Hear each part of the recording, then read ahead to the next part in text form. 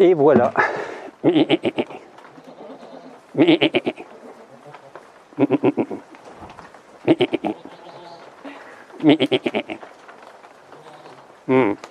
bah d'accord, à derrière maintenant. Alors Hop.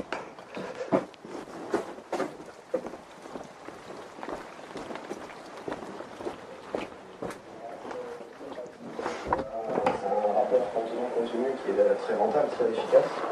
Et puis ça permet d'effectuer des projets, y compris sur des longues distances.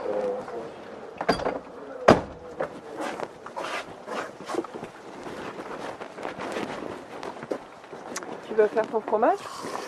Je vais juste mettre en présure. Ah, bah oui, comme on a fait la dernière fois. Ouais. Et après, ben, je crois qu'on ira les promener. Bah ouais. Il y a un peu plus d'un an, une amie m'a envoyé un reportage sur Jean-Yves Ruellou, réalisé par Inès Leroux. Je découvre alors la lactation continue, une pratique qui consiste à maintenir les chèvres en lactation sans qu'elles aient besoin de faire de petits. Je n'en avais jamais entendu parler avant. Pourtant, je suis ingénieur agronome, passionné d'agroécologie. Cela a éveillé en moi l'envie de la rencontre. Cette colline n'a rien de naturel. Le mont Testaccio est un empilement d'amphores en terre cuite, brisé en 1000 morceaux. Ça sent tellement bon. Je suis repartie sans prendre de fromage la dernière fois.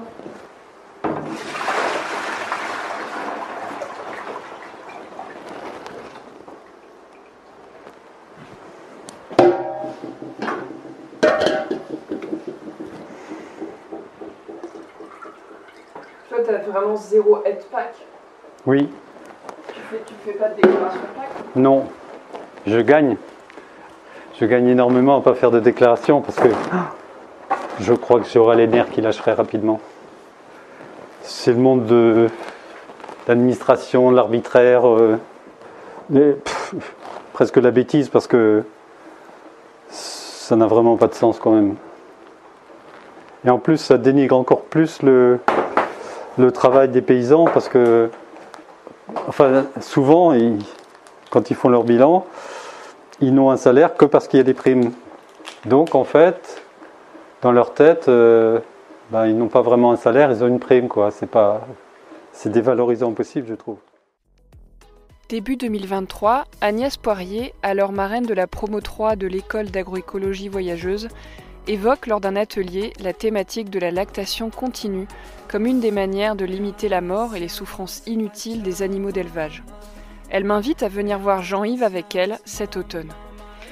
Je découvre alors Jean-Yves, une manière d'être paysan, unique, une manière de prendre soin de sa famille de chèvres et d'arbres.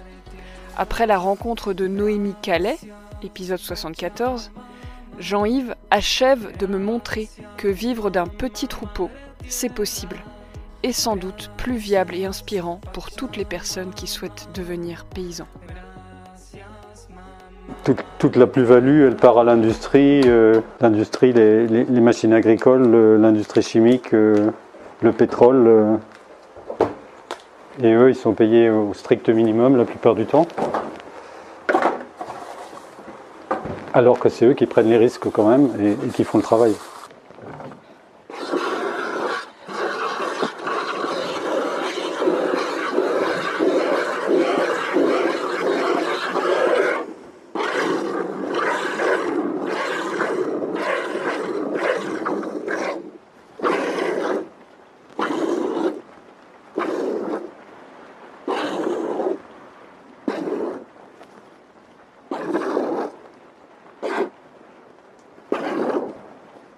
Disons que l'été dernier, je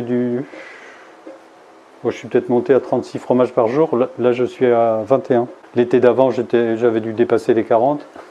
L'été d'avant. Moi, disons que depuis 2015, je descends tranquillement. Du coup, avec cette quantité de fromage-là, tu gagnes combien?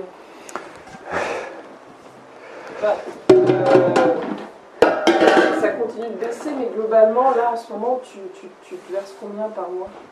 Ben là, 21 fromages, ça fait 60 € par jour. 6 x 3, 18, ça fait 1800 bruts par mois. Et je compte à peu près 1000 € de charge, donc il reste 800. Ça va encore. Ça va encore. Si je tiens encore 3 années et puis que je trouve pas de bouc cet hiver pour faire saillir mes 3 chevrettes qui me restent, l'année prochaine je serai nettement en dessous. Bon, peut-être pas beaucoup en dessous quand même. Ah si, parce que j'ai 10 chèvres en lactation, j'en ai 3 qui ont 13 ans et demi. Donc l'année prochaine, je pense que j'en aurai plutôt 7 en lactation. Si j'ai pas les chevrettes en plus, et ce sera peut-être un peu juste, mais il y a quelques années, je me disais que mes dernières années, je serais déficitaire, mais c'est pas grave. Je cotiserai quand même à la MSA tranquillement, et puis voilà. Puis ça me laisse plus de temps pour les stagiaires. Et puis peut-être si les stagiaires me laissent un peu de temps pour m'occuper des arbres. Puisque là, cet hiver, je vais avoir plus de travail que d'habitude. Alors, je suis retournée voir Jean-Yves mi-novembre, juste après la tempête qui a particulièrement sévi en Bretagne. Avec ses 28 hectares de forêt, une grande partie plantée par lui-même, Jean-Yves a quelques troncs à dégager.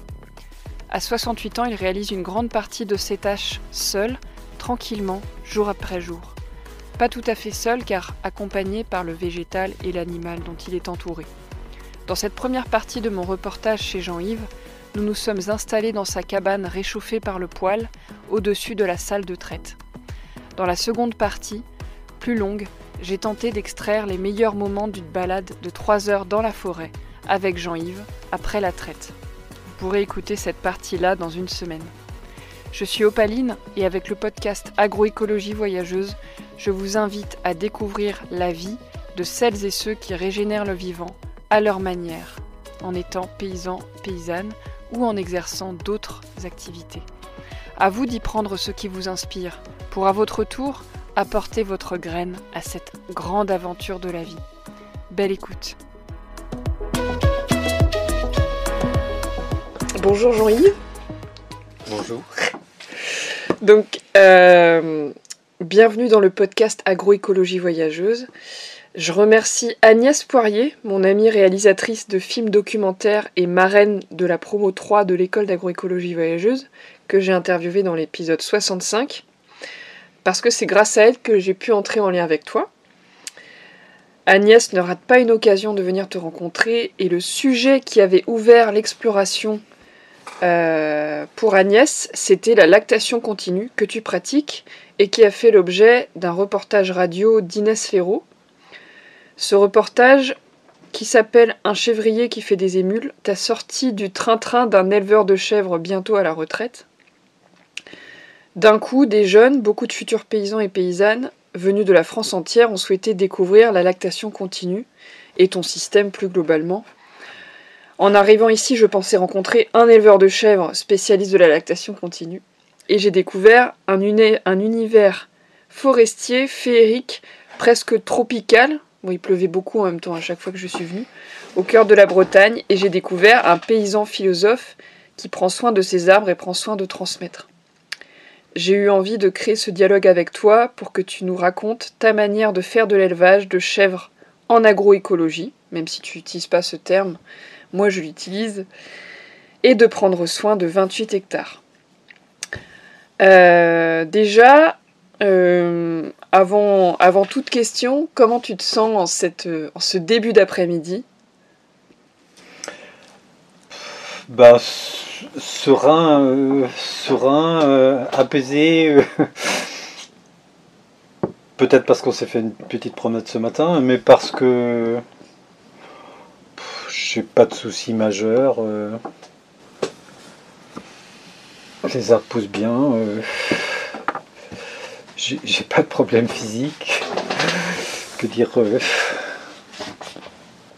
Ouais, j'ai l'impression de vivre quelque chose de bien parti, bien régulé, bien équilibré. À dire vrai, si quand j'étais jeune j'avais rêvé faire quelque chose, j'aurais jamais osé rêver avoir une vie comme ça, bien remplie. quand je vois dans quel monde je vis, je me dis que je suis un sacré privilégié. Et grâce aux chefs, grâce aux arbres, et puis grâce aux gens que j'ai rencontrés. Voilà. Eh ben, merci beaucoup. Donc dans cet épisode, il y aura des petites incursions de moments de balade qu'on a faites ce matin avec les chèvres. Là, comme on est tranquillement posé dans ta cabane et qu'on peut discuter de sujets un peu plus profondément... Alors, j'avais une première question à te poser, c'est à cet auditoire qui a entre 25 et 35 25 et 35 ans, voilà, t'as bien retenu. Ce serait quoi le message clé que tu aimerais partager aux gens qui nous écoutent? Ne pas hésiter à prendre la vie à bras-le-corps et à laisser tomber tous les interdits, tous les oui mais non, fais attention et fais pas ci et fais pas ça et tracer sa voie sans hésiter, vraiment sans hésiter. Parce qu'on est dans un monde qui peut plus nous faire des promesses comme dans les années 70 de grande consommation et de plaisir et tout ça. On a vu 30 ans après ou 50 ans après que c'était pas le cas. Et que donc il faut choisir une voie différente de celle qu'on nous propose partout. Et tous les gens que je vois qui ont pris cette voie d'une manière ou d'une autre donnent l'impression d'être libérés d'un poids et existent vraiment, quoi.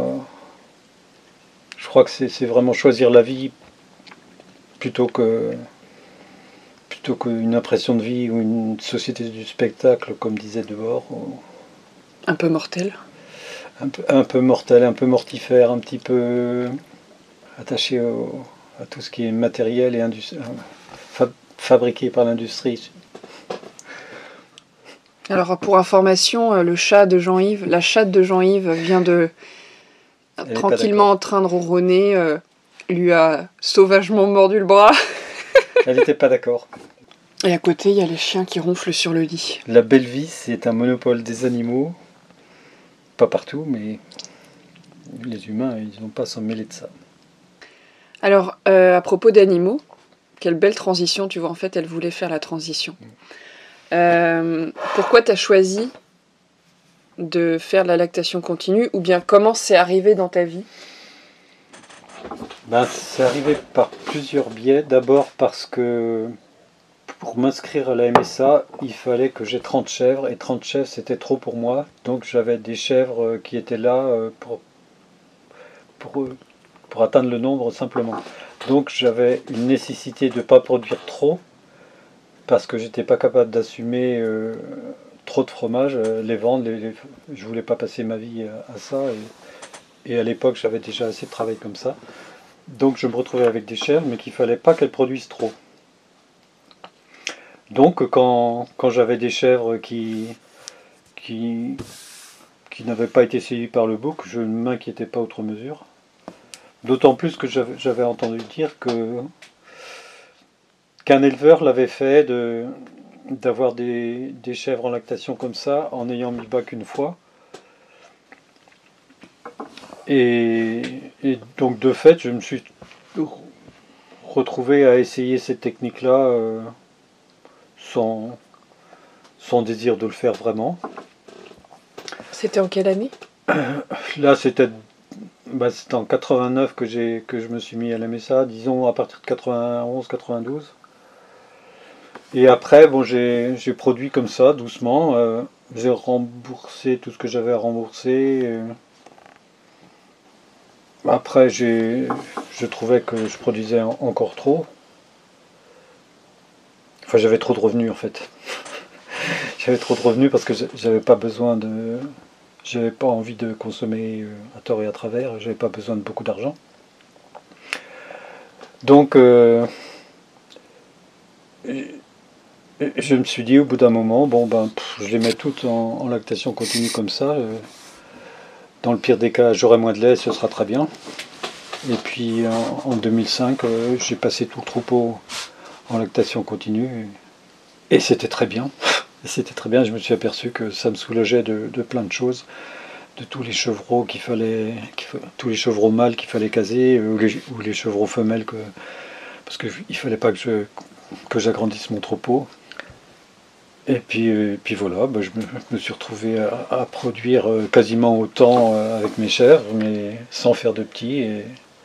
Et ce n'était que des avantages pour moi, que des avantages pour elles, parce que j'avais beaucoup moins de problèmes, déjà beaucoup moins de problèmes vétérinaires. Et puis oui, une ambiance beaucoup plus sympathique. Et puis comme je l'ai expliqué plein de fois, le fait quand on garde une chevrette, de savoir qu'on la garde jusqu'à la fin de sa vie, on peut s'y attacher pleinement, et ça change complètement le rapport qu'on peut avoir avec les animaux. Et à la fin, on devient une grande famille et non plus un éleveur avec un troupeau. La nécessité de gagner sa croûte était acquise. Après, il n'y avait plus qu'à vivre tous ensemble.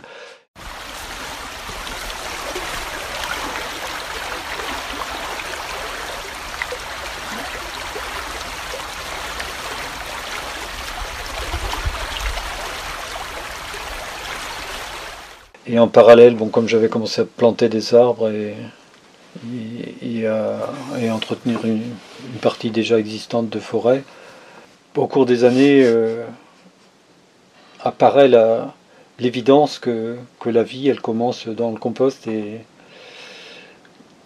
elle passe par les végétaux, et les arbres étant les représentants les plus imposants et les plus importants dans la vie des humains, parce que ça structure notre environnement en bas, en haut. C'est à la fois une charpente pour... disons qu'on passe d'une vie en 2 dimensions à une vie en 3 dimensions avec les arbres. Et leur importance dans le cycle de la végétation, les feuilles qui tombent, qui nourrissent le sol, l'ombre que ça fait, les animaux qui vivent dedans, les oiseaux, les écureuils, les animaux qui se cachent dessous, et les animaux d'élevage qui circulent au milieu, qui nourrissent le sol aussi. En fait, on s'aperçoit que une espèce de boule de neige de vie est en train de grossir, et plus il y a de vie, plus il y a de nouvelles vies, de nouvelles espèces. La fertilité des sols qui augmente. Et du coup, la santé des animaux aussi, parce qu'ils ont plus d'espèces, plus de choix. Et 30 ou 40 ans après, on s'aperçoit que on vit dans un contexte qui est presque l'idéal pour un troupeau de chèvres, qui sont quand même des animaux méditerranéens et un peu forestiers. Et là, depuis quelques années, j'ai plus besoin de vermifugés, parce qu'elle s'autorégule avec les tanins des feuilles, avec diverses plantes, peut-être le cyanure des bambous. Et ma foi, tout ça, ça va dans le bon sens, et c'est bien. Que dire d'autre ? J'adore cette idée de famille. Donc le fait de te dire que quand tu as une chèvre qui naît, elle rentre dans la famille et elle reste dans la famille. Est-ce que tu peux nous expliquer comment ça fonctionne, la lactation continue ? Parce que on est habitué à se dire, un animal qui fait du lait, une vache, une brebis ou une chèvre, il faut qu'elle ait un petit pour faire du lait pendant 1 an, ensuite elle en a un autre, et rebelote du lait, et donc il faut faire des petits pour avoir du lait. Qu'est-ce qui biologiquement fait qu'on peut continuer à tirer du lait d'une chèvre et que ça s'arrête pas ? Maintenant, j'aurais vraiment tendance à renverser la question et à dire qu'est-ce qui nous oblige à faire des petits tous les ans pour avoir du lait, puisque ce n'est pas une nécessité, puisque autrefois les nourrices humaines faisait un bébé et après nourrissait les bébés des autres pendant des temps qui n'étaient pas limités par la physiologie de la mère, mais par des conditions matérielles par ailleurs. Et chez les chèvres, chez pratiquement tous les mammifères, je pense que la lactation, elle est soit induite par des petits et leur présence, soit par une ambiance galactogène.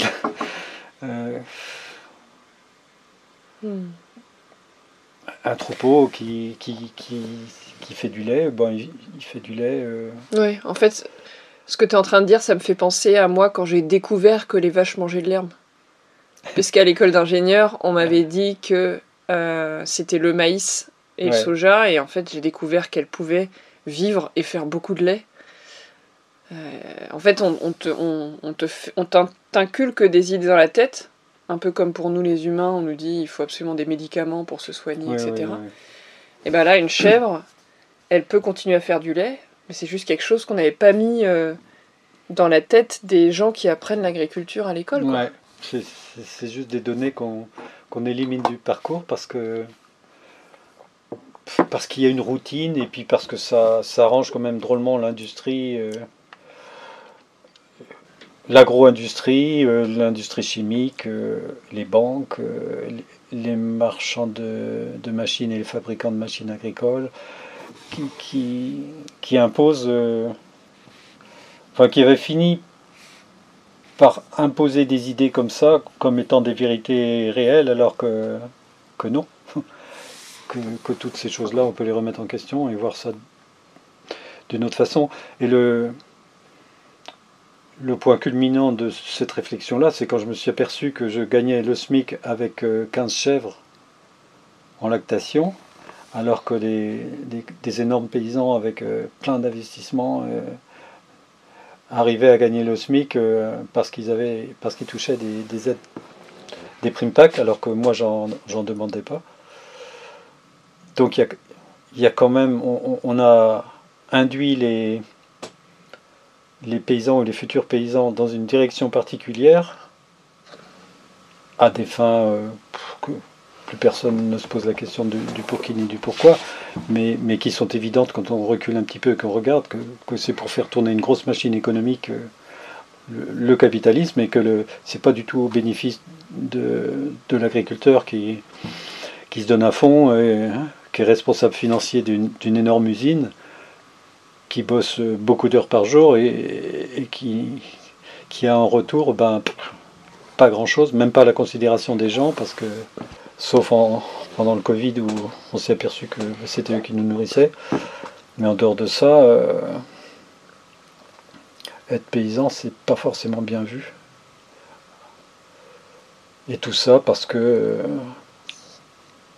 accepte tous cette façon de produire qui paraît comme inévitable, et avec des arguments du genre pour nourrir toute la planète c'est la seule solution.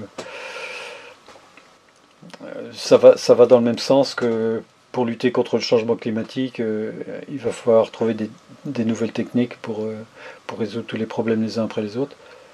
Ben non. Si on dépose les armes, on dépose notre technique, on reprend ça tranquillement avec des données nouvelles, et puis on s'aperçoit que être paysan, c'est vivre en harmonie avec son environnement, avec des animaux qui acceptent le fait de vivre avec toi. Et quand tu parlais tout à l'heure de la grande famille, elle s'étend à la salamandre que tu avais dans les mains ce matin, qu'on a trouvé en chemin, quoi, parce qu'elle en fait partie, au même titre que les vers de terre et les araignées, les oiseaux. Juste, c'est pas nous qui créons une grande famille, c'est nous qui nous incrustons dans une grande famille, en essayant de déranger le moins possible. C'est pas le même programme. Et ça, alors je vais revenir sur la lactation après, parce que j'avais encore des questions sur la lactation, mais comme tu bifurques vers un sujet intéressant aussi, évidemment, c'est tout ça quand tu le racontes avec ta tête, avec ton cœur. Enfin, est-ce que quand tu ressens tout ça, quand tu le penses, je sais pas justement d'où est-ce que ça vient. Moi j'ai analysé un peu moi comment je fonctionne, mais d'où ça vient de toi quand t'es avec cette grande famille, quand tu te balades avec les chèvres par exemple dans la forêt. C'est comme si tu me demandais quand tu te baignes dans la mer, avec quelle molécule d'eau tu entres en contact ou je sais pas quoi. C'est une immersion et c'est pas intellectuel, même si l'intellect permet d'avoir de temps en temps du recul et d'analyser tout ça. C'est comme de se mettre au soleil et de prendre un bain de soleil. C'est prendre un bain de vie jour après jour. Si c'est une réponse à la question que tu as posée. Ah non, mais c'est très bien, c'est très bien. Bon. C'est ta réponse. Alors, il y a quand même besoin de certaines choses pour que les chèvres continuent de faire du lait. Oui. Donc c'est quoi? Au niveau pratique, il faut qu'elles soient bien nourries, bien protégées des éléments. Rien de plus que ce qu'on fait dans un élevage normal. Une lactation continue, ça pourrait se faire en les nourrissant en hors-sol et tout. Bon, je sais pas si ça présente un intérêt quelconque, mais c'est pas un parcours héroïque. C'est juste de pas faire des petits, c'est tout. Et en fait, l'animal lui-même, il va continuer à faire du lait de la même façon qu'un animal qui a fait du lait, qui a mis pas au printemps, fait du lait. Si on veut qu'il garde sa lactation jusqu'à la fin de l'année, il faut bien le nourrir et bien s'occuper de lui. Et tant qu'on n'arrête pas de bien le nourrir et de bien s'occuper de lui, la lactation, elle va se réduire petit à petit quand l'animal va vieillir. Mais là, j'ai des chèvres qui ont 13 ans et demi et qui continuent et qui produisent peut-être la moitié des jeunes, mais ça me paraît encore énorme à cet âge-là.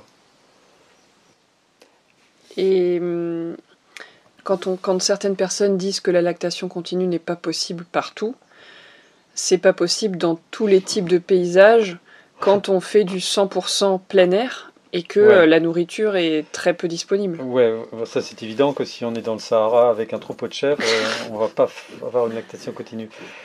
Alors, les gens qui sont en conditions plus difficiles en montagne, bon, ils font des stocks de foin pour l'hiver. S'ils ont un stock de foin suffisant, à partir du moment où l'alimentation est suffisante, il y aura du lait.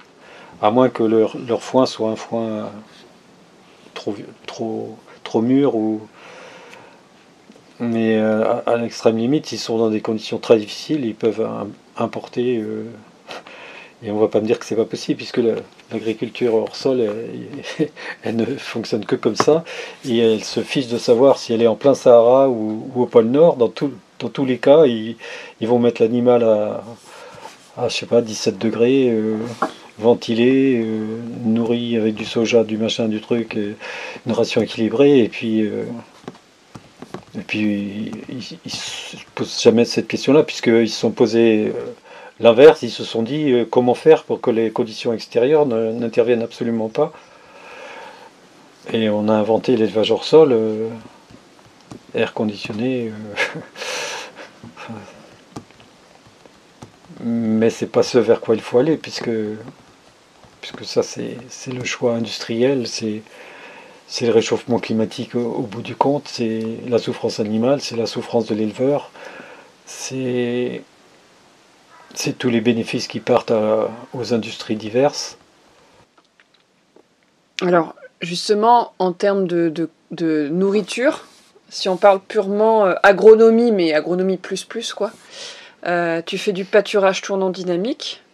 En fait, comment tu organises la circulation des chèvres sur ton parcellaire en fonction des saisons? Et voilà, j'ai vu que parfois elles pâturent, tu les déplaces de pâture en pâture, parfois tu les balades et ensuite elles reviennent au bercail et elles ruminent à l'intérieur. Comment tu organises ça?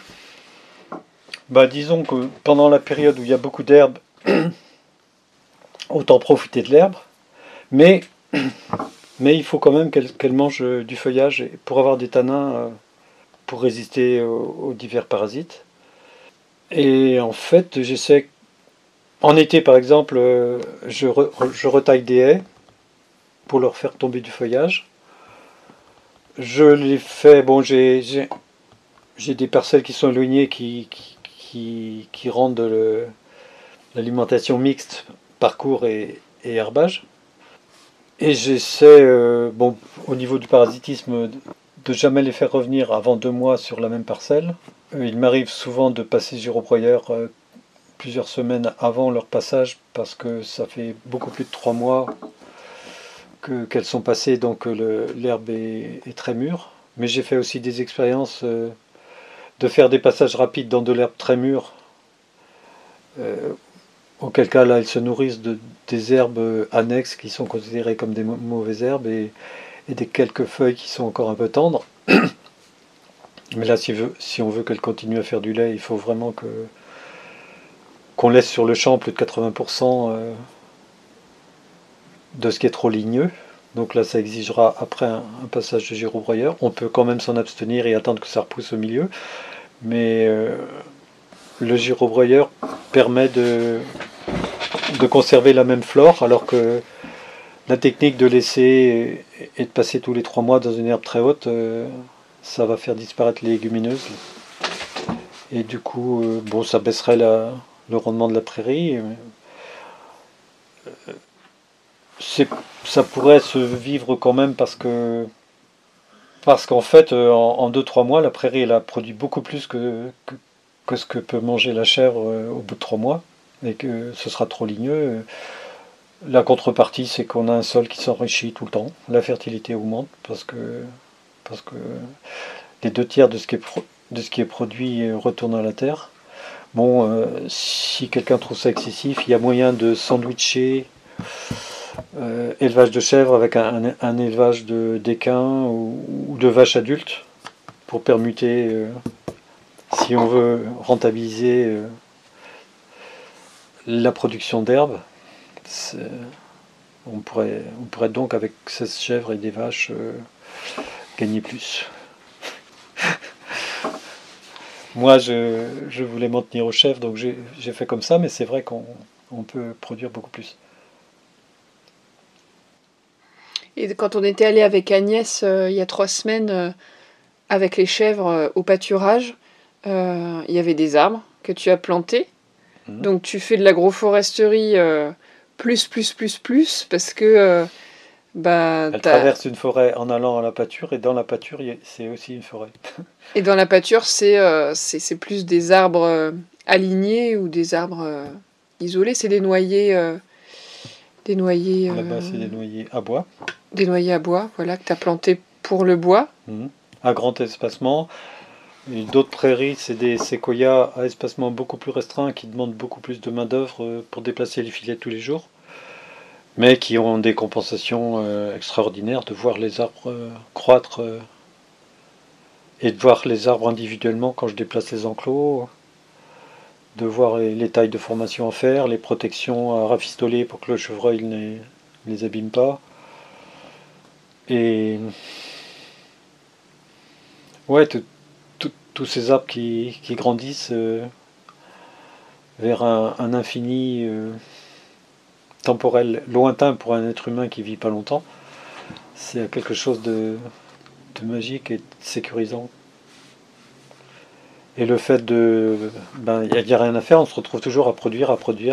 Genre, je produis des arbres, je produis de l'herbe et je fais du fromage en même temps.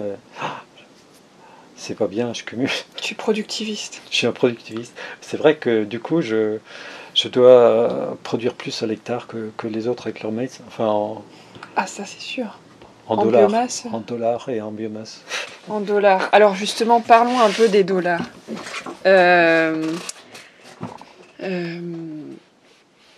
Donc, tu as 28 hectares. Oui, j'ai 8 hectares de prairie, 20 hectares de bois, dont les 2 hectares de séquoia qui sont jeunes et qui permettent de la pâture encore pour une dizaine d'années. Et Voilà. 1 hectare de noyer que je considère comme une prairie parce que c'est 300 mètres carrés par noyer, donc ça n'influe pas sur la production d'herbe. Et comme tu ne Mais ça permet de demandes pas d'être PAC, t'es pas Ouais, embêté oui, par est-ce que oui. c'est prairie ou est-ce que c'est Oui. forêt ou... quelle densité il faut mettre. et Voilà. tout. Ça me permet de faire plein d'essais de densité, de voir l'impact que ça a sur la production. Et dans tous les cas, on est gagnant à rajouter des arbres, ça c'est sûr. Et à quelqu'un qui se dirait oh là là, un paysan tout seul de 68 ans, alors quand tu étais plus jeune c'était peut-être différent, mais c'est beaucoup à gérer, non?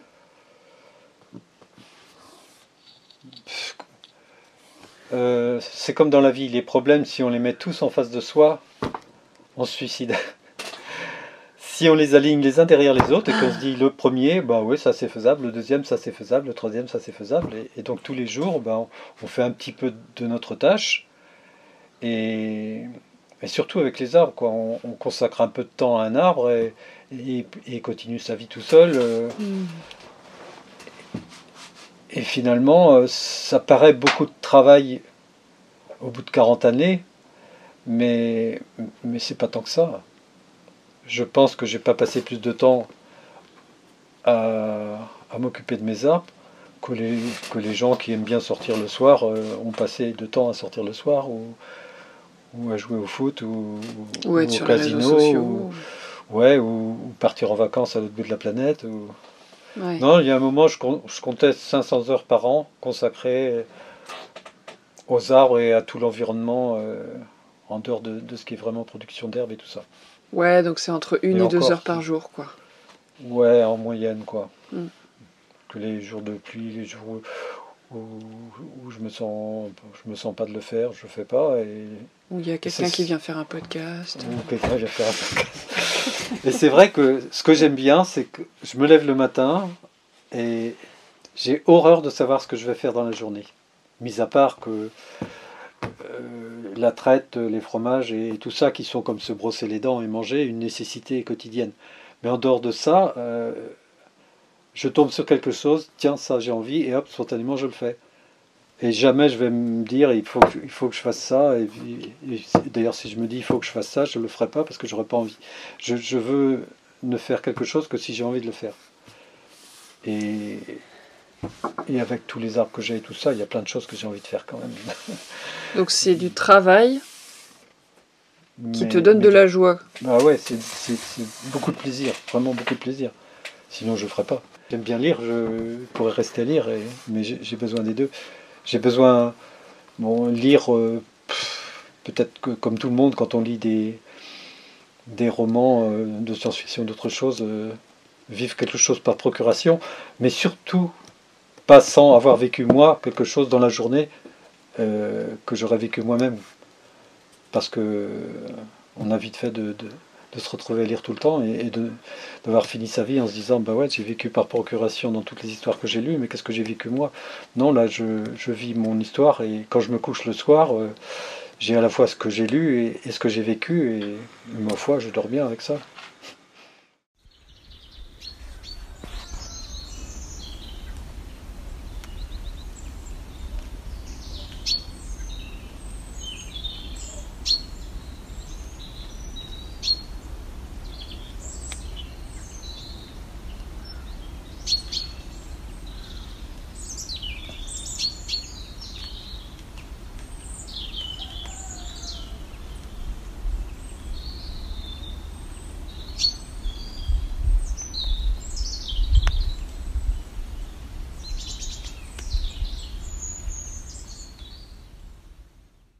J'ai encore 2 questions.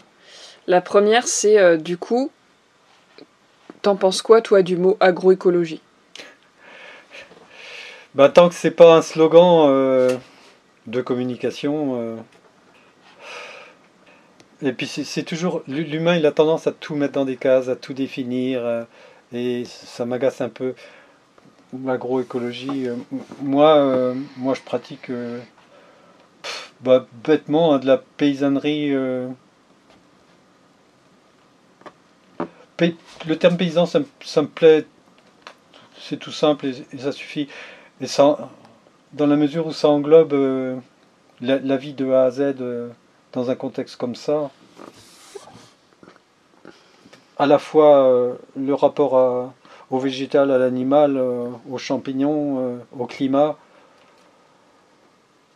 au soleil, à l'eau, et aux humains, parce que j'ai quand même mes fromages que je vais vendre sur les marchés, et c'est de la joie aussi. Bon, au début, ça ne l'a pas été. J'étais un peu sauvage. Mais maintenant, c'est vraiment de la joie. Je vais au marché et retrouver des gens que je connais depuis des dizaines d'années, ou d'autres depuis peu, mais j'ai quelque chose à échanger et à prendre chez eux, puisque je passe mes semaines un peu dans la solitude de mon quotidien, enfin dans la solitude humaine, parce que c'est pas une solitude, c'est pas du tout de la solitude, parce que j'ai du vivant tout autour de moi. Mais une cure d'absence d'humain.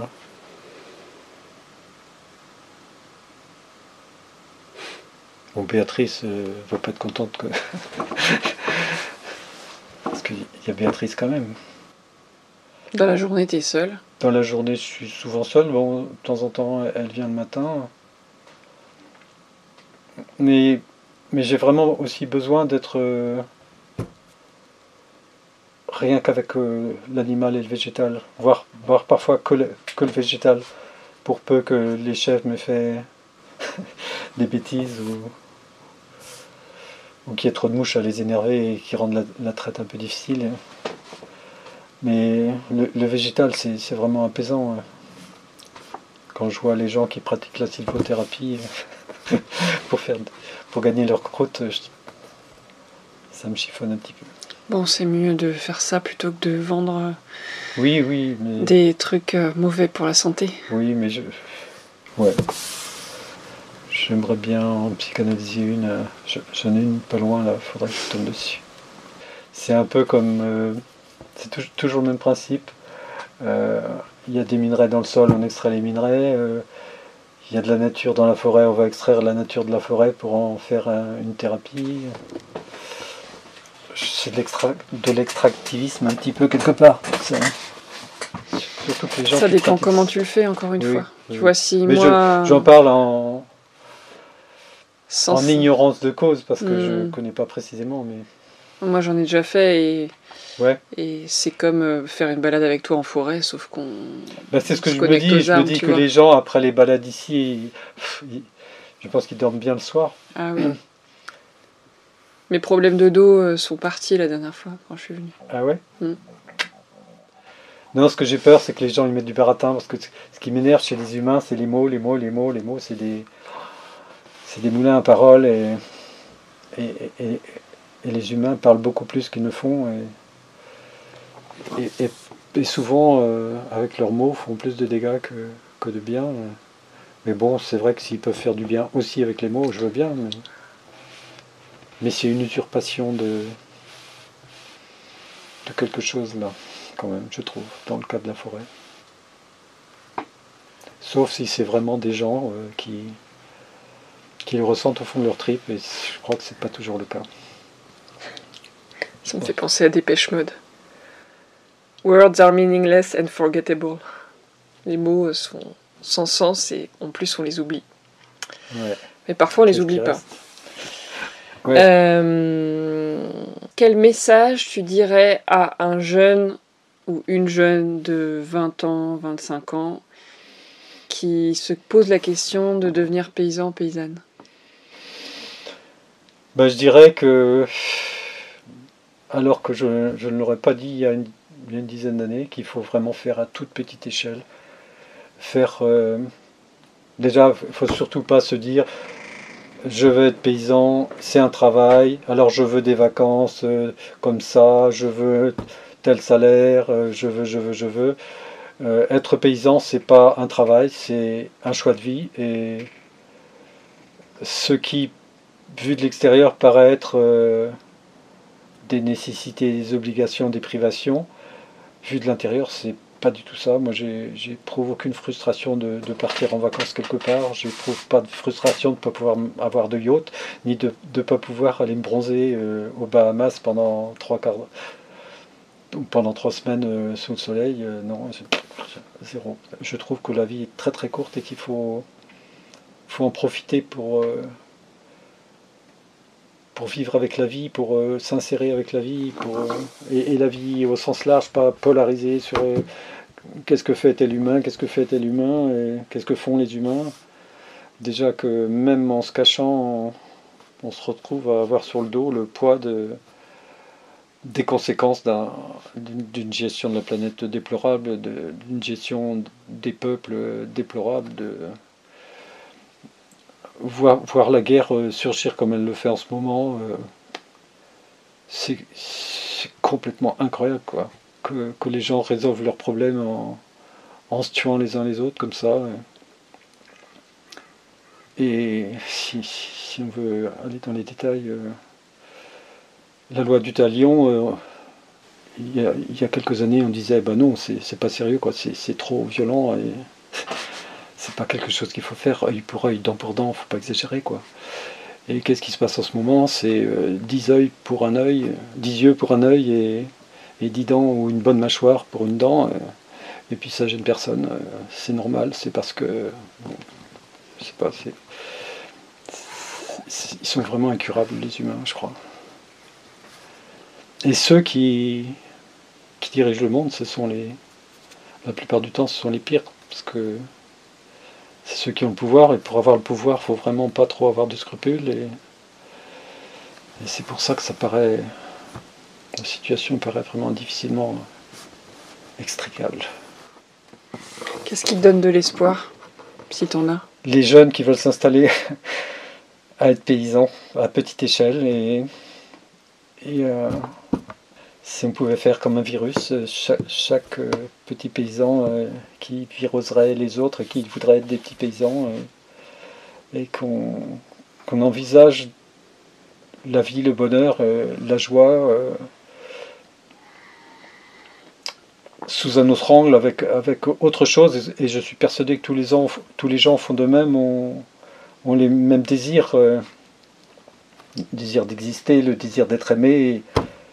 Et c'est pas du tout la voie qu'on prend. Le capitalisme, c'est tout le contraire de ça, quoi. C'est la compétition, c'est haïr le voisin pour pouvoir, parce qu'il faut le détester pour avoir envie de l'écraser, et ainsi de suite. Et l'élevage industriel, même l'agriculture industrielle, c'est pareil, c'est écraser, c'est passer à coup de bulldozer dans tout ce qui est vivant, et ça ne peut pas satisfaire un humain, même sauf atteint de cupidité ou de je ne sais quoi, irréversible, mais autrement, même ces gens-là, il y a bien un moment où ils doivent avoir le cœur qu'ils font pour une raison ou pour une autre, et qu'ils ont refoulé tout le temps, toute leur vie. Quand j'étais gamin, je ne savais vraiment pas ce que j'aurais fait de ma peau, et j'aurais été vraiment incapable d'avoir la prétention un jour de vivre ce que je vis, quoi, parce que ça aurait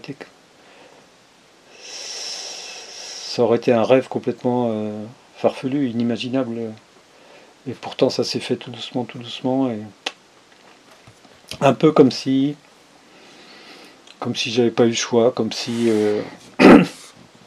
ma jeunesse dans la ferme de mon grand-père m'avait amené à ça, et c'est sûr que ça m'avait drôlement imprégné à l'époque, et déjà j'étais plus proche des grenouilles, des serpents, des oiseaux que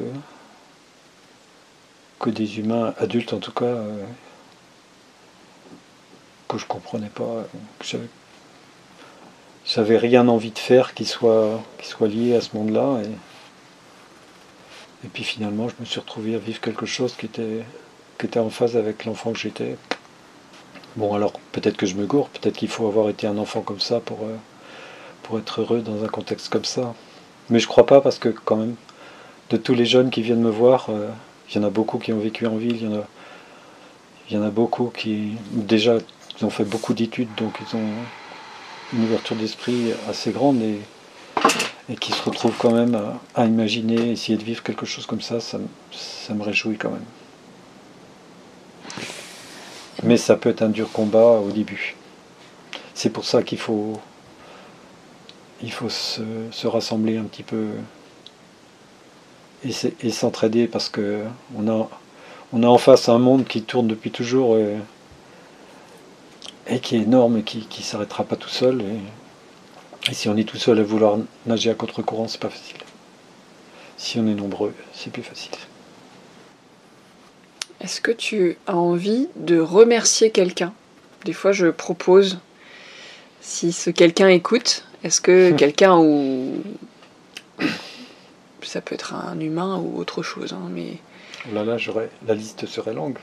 Bah, prends la première personne à laquelle tu penses que tu aurais envie de remercier. Ouais, je remercierais Inès pour m'avoir poussé à en dire plus que 30 secondes sur les lactations continues.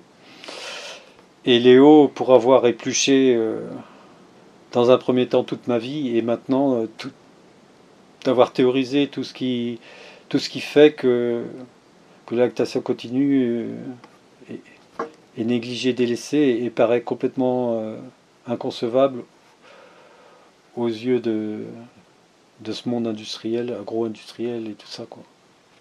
Je précise Léo qui a fait une thèse En anthropologie. Sur cette thématique-là. Ouais, sur la lactation continue.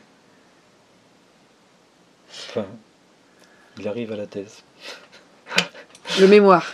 Ouais, il a fait un Master 1, un Master 2. Eh ben écoute, merci beaucoup Jean-Yves.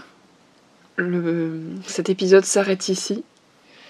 Et à une prochaine. C'est bien, je vais pas pleurer.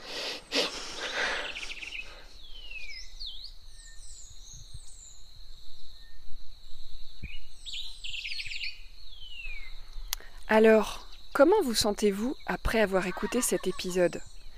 Je vous invite à prendre juste un petit moment pour ressentir ce qui se passe à l'intérieur de vous. Si vous souhaitez m'encourager à continuer à développer mon travail, vous pouvez me soutenir sur mon Tipeee Agroécologie Voyageuse.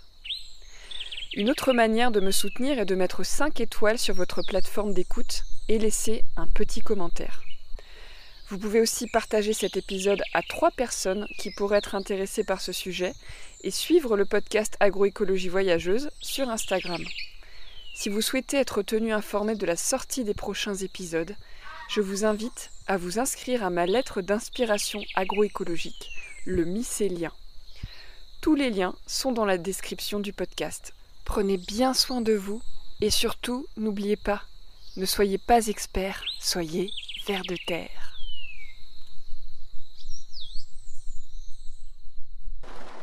Opaline.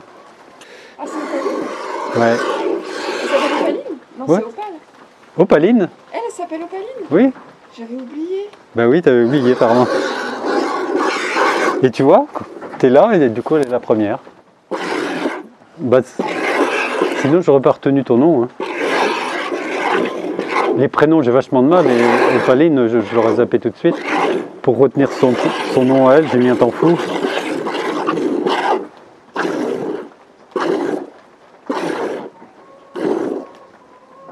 Ouais, c'est celle qui a les cornes. Ouais. Crochu.